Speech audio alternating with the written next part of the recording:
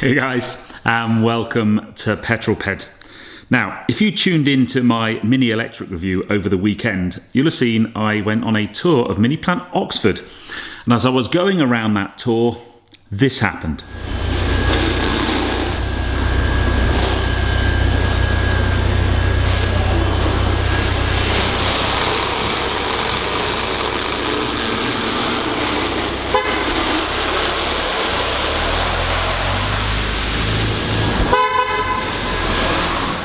Now that should have been a cause of excitement and a cause of celebration. Instead, I basically thought, what have I done?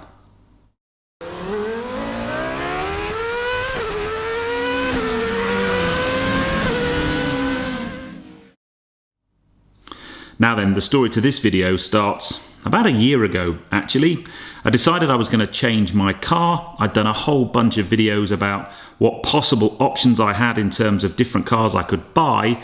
I very nearly opted for an Audi RS3 and at the last minute decided not to. And then I decided that I was going to be brave and order the new Mini GP3. At the time, you couldn't actually order one. I went into my local dealer and put money down on the car, but there was no official process at that time, and I was one of the very first people in the UK to do that.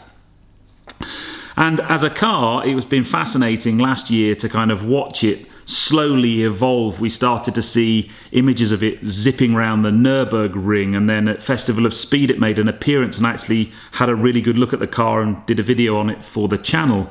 And I started to get really excited.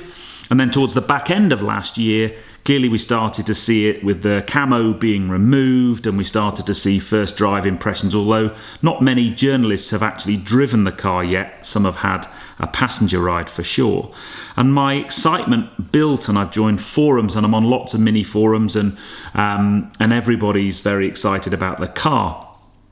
However, as you will have probably guessed from the title of this video, I changed my mind a few weeks ago, and I thought I should kind of explain why and be totally honest with you, and maybe give you an insight as well into the mindset of someone like me, a YouTuber, but also outside of the world of YouTuber, normal person with normal money and normal things to worry about. So the reason I opted for the Mini GP3, I just think it looked really cool. I knew the performance would be amazing.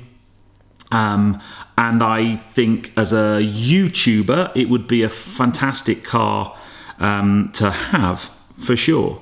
My reservations actually aren't so much to do with the car. I don't know whether you're aware, I think I might have mentioned it on the channel a few times. I have never bought a brand new car before, never. And this was the first time I would ever buy a brand new car. And the reason I've never bought a brand new car, much as I love the thought of speccing one and having it exactly how you want it, my biggest worry is that second you drive it off the forecourt, you lose a whole bunch of money and you get hit with that depreciation in the first year. And I just find it very difficult to palate the thought of that happening. So the only reason I was going to consider buying a new car is one, either I got an amazing deal on a new one, which kind of is what I had with the RS3 that I was offered, or like the GP, it's a limited run car and the potential of it not losing as much money as a normal car is reasonably good. I'm under no illusions that it's not going to be like when the Cayman GT4 came out and they went from 50 odd grand to 90 grand in a year. That's not going to happen with GP3. So I kind of thought I was a bit protected in that way. But the closer and closer I got to having to confirm and commit to the car, the more and more worried about that I became. And you may or may not think, I'm very grateful for the YouTube life I have. I get to drive some amazing cars and have some amazing opportunities, and I earn money from YouTube for sure. But I don't earn billions of pounds from YouTube. I certainly don't earn enough from YouTube for it to be my only income stream. And therefore I have to be careful with how I spend my money. And I sometimes watch some other car channels and the number of cars they have and the frequency at which they change cars, and I just honestly do not understand how that happens and how they do that. For me, buying this car was a really big deal.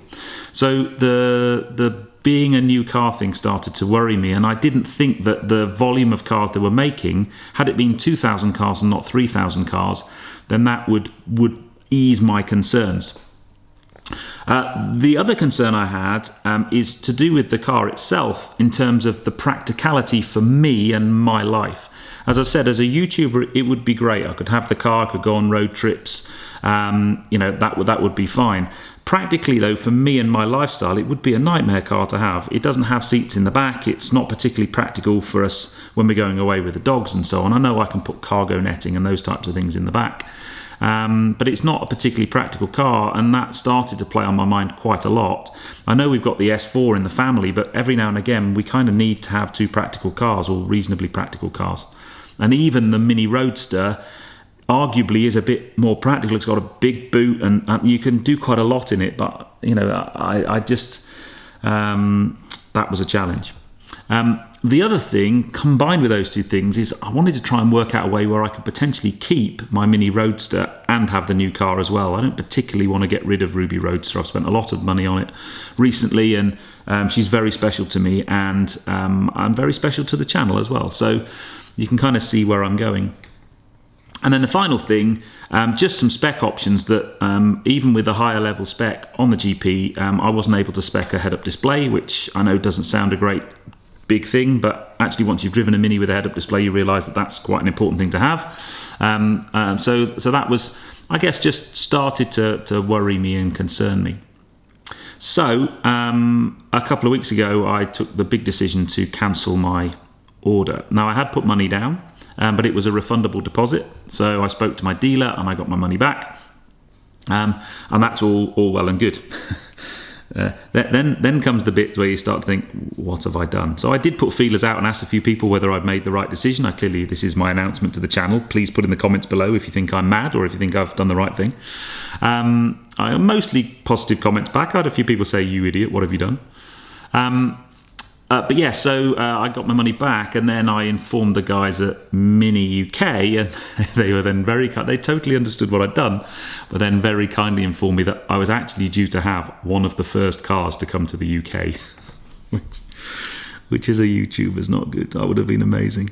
And then the final thing, I know I'm waffling here, but I'm just trying to offload and dump everything that's going on in my head.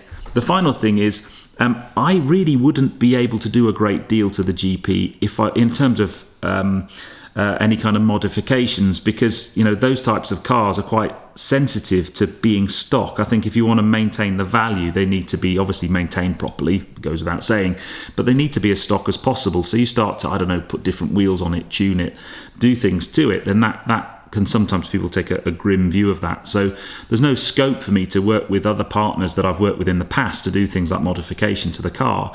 And then I also think it will probably be quite a mileage sensitive car, which again for me and my lifestyle is not great. I don't need a car in my life that I'm worried about putting miles on. So all of those things combined means that I have cancelled my GP. I've got my money back. I'm now getting over the fact that I would have had one of the first cars in the UK. I think there was only, as far as I'm aware anyway, only 2 UK YouTubers that had orders, me and TGE. I would have had my car 3 weeks before him, apparently. Damn, but the floor's all yours now, my friend. Enjoy. And then what I've done is bought something else.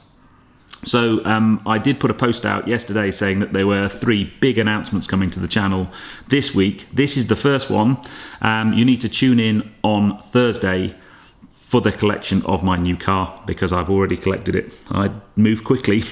So yes, tune in on Thursday for the collection of my new car, and I will talk more about my thinking behind why the GP wasn't for me and why I think the new car is.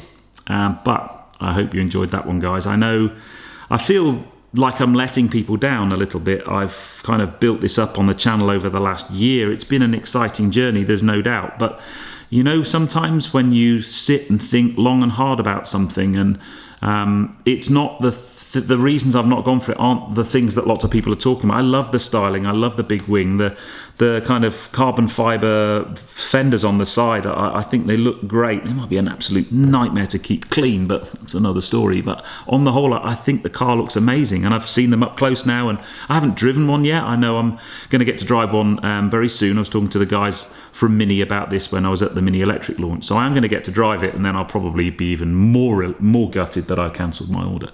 But I'd love to know what you think. Please put in the comments below your opinion, and your thoughts are always very, very valuable. But I hope you've enjoyed this one. If you have done so, please give me a thumbs up. Comments below are always welcome. And if you haven't done so already, please subscribe to Petrol for plenty more content to come, and make sure you tune in on Thursday this week at 6 p.m. for the reveal of my new car. And the good news is, I've still got Ruby Roadster, so I now have 2 cars plus the S4 makes 3 cars. Don't tell Mrs. Petrol. I'll see you on the next film, guys. You take care. Drive safe.